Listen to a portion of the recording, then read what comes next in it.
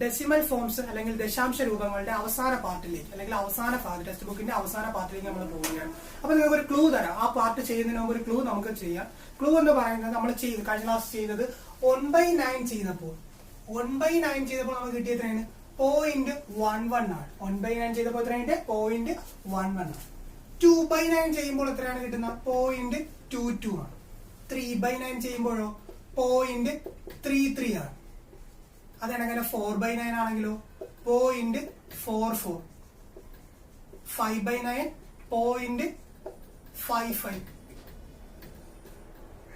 6/9 എന്ന് പറയുന്നത് 0.66. 7/9 എന്ന് പറയുന്നത് 0.77. 8/9 എന്ന് പറയുന്നത് 0.88. അടുത്ത 9/9 ഈക്വൽ ടു 1. അടുത്ത 10/9 ആണ്. 10/9 എല്ലാം നമ്മൾ അടിയിലെ 9ന്റെ പവറിലേക്ക് 9ന്റെ ഡിനോമിനേറ്റർ എല്ലാം 9ലാണ്. അപ്പൊ 10/9 നമുക്ക് എഴുതാം 1 + 1/9. 1 + 1/9.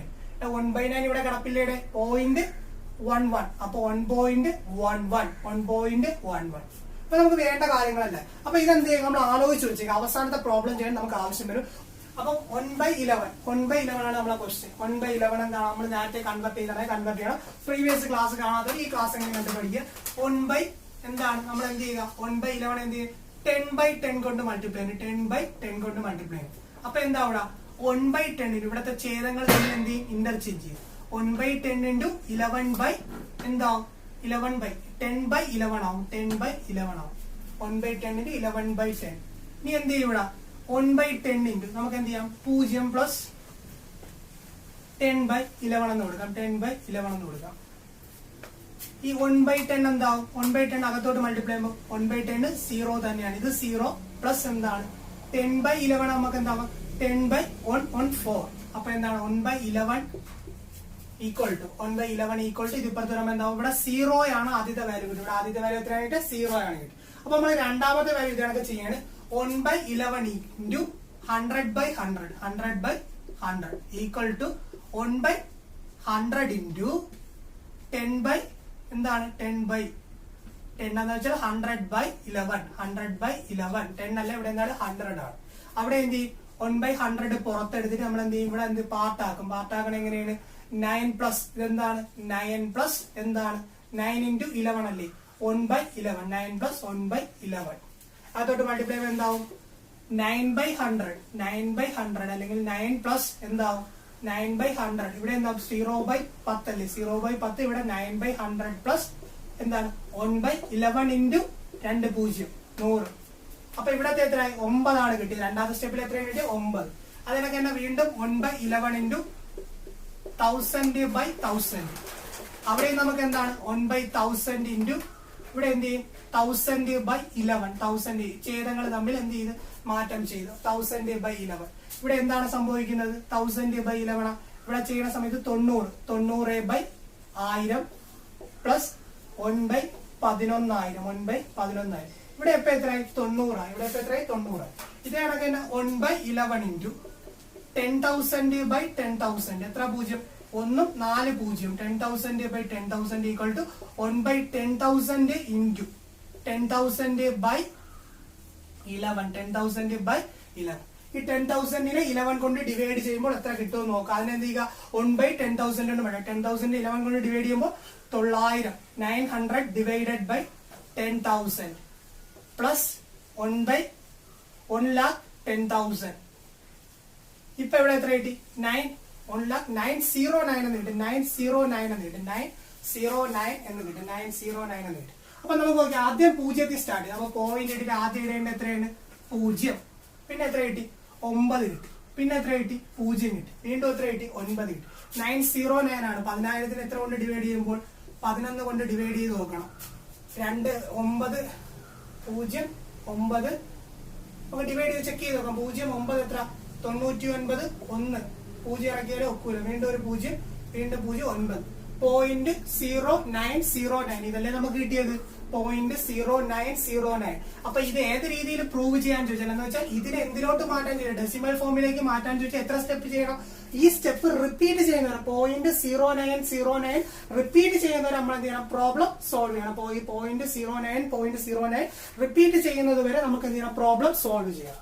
അപ്പൊ ഈ സ്റ്റെപ്പുകൾ മറന്നുപോലെ കഴിഞ്ഞ ക്ലാസ്സിൽ പറഞ്ഞ അതേ സ്റ്റെപ്പുകൾ തന്നെയാണ് വീണ്ടും പറഞ്ഞത്. ഇനി നമുക്ക് എന്ത് ചെയ്യാം? ലാസ്റ്റ് പാർട്ടിലേക്ക്, നമ്മുടെ ടെക്സ്റ്റ് ബുക്കിന്റെ ലാസ്റ്റ് പാർട്ടിലേക്ക് സിംപ്ലിഫൈഡ് ഫോം അല്ലെങ്കിൽ നമ്മൾ നേരത്തെ ആദ്യം പഠിച്ച ആ കാര്യത്തിലേക്ക്, ആ കാര്യം വെച്ചുള്ള പ്രോബ്ലത്തിലേക്ക് പോകാം. ലാസ്റ്റ് പാർട്ട് ടെക്സ്റ്റ് ബുക്കിലെ അവസാനത്തെ എക്സസൈസിലെ ലാസ്റ്റ് ക്വസ്റ്റ്യൻ.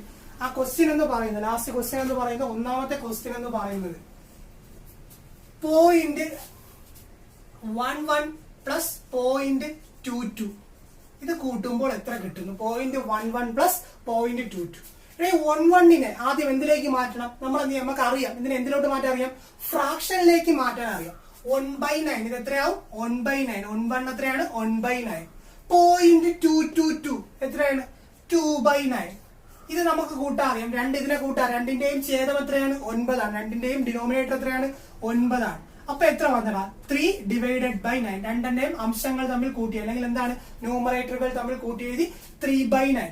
ഈ 3/9 എന്ന് പറയുന്നത് എത്രയുണ്ടാ? 0.33. നമ്മൾ നേരത്തെ പഠിച്ചിട്ടുണ്ട്, ഞാൻ പറഞ്ഞു പഠിച്ചു വെച്ചാൽ ചാപ്റ്ററിന്റെ അവസാനം ഉപയോഗം വരുമെന്ന് പറഞ്ഞ് 0.33 ആണ്. അപ്പൊ 0.11 plus 0.22 equal to 1/9 plus 2/9 equal to 3/9, 0.33. ഇനി രണ്ടാമത്തെ ക്വസ്റ്റ്യൻ 0.33. രണ്ടാമത്തെ ടെക്സ്റ്റ് ബുക്കിലെ രണ്ടാമത്തെ ക്വസ്റ്റ്യൻ 0.33 പ്ലസ് 0.77. 0.33 പ്ലസ് 0.77. ഇവിടെ നോക്കിയാൽ 3/9 പ്ലസ് ഇവിടെ എത്രയാണ്? 7/9. 3/9 പ്ലസ് 7/9. 10/9 എന്ന് വന്നു. 10/9. 10/9. ഈ 10/9 നമ്മൾ എങ്ങനെ മാറ്റി എഴുതൂടാ? 1/9. 1 എന്ന് പറയുന്നത് 9ന്റെ പാർട്ട് ആവും. 1/9 മിശ്ര ഭിന്നത്തിലേക്ക് 10/9 എങ്ങനെ മിശ്ര ഭിന്നത്തിലേക്ക് മാറ്റാം? 10/9 ഈക്വൽ ടു 1/9. 1ന്റെ കൂടെ 1/9 പാർട്ട് ഇവിടെ കൂട്ടി. 1ന്റെ വാല്യൂ നമുക്ക് 1 തന്നെ എടുക്കാം. പക്ഷെ 1/9ന്റെ വാല്യൂ നമ്മൾ പഠിച്ചിട്ടുണ്ട്. എത്രയാണ്? 0.11. അപ്പൊ എത്രയാവൂടാ? 1.11. 1.11. അടുത്ത ക്വസ്റ്റ്യൻ എന്ന് പറയുന്നത് ടെക്സ്റ്റ് ബുക്കിൽ അടുത്ത ക്വസ്റ്റ്യൻ എന്ന് പറയുന്നത് മൂന്നാമത്തെ ക്വസ്റ്റ്യൻ ആണ്. മൂന്നാമത്തെ ക്വസ്റ്റ്യൻ എന്ന് പറയുന്നത് 0.33 into 0.66. 0.33 into 0.66. 0.33 എന്ന് പറയുന്നത് എത്രയാണ്? 3/9 ആണ്. 0.66 6/9 ആണ്. 0.33 equal to 3/9. 0.6 equal to 6/9. 3 into 6 എത്ര പറയാം? 18. 3 into 6 18.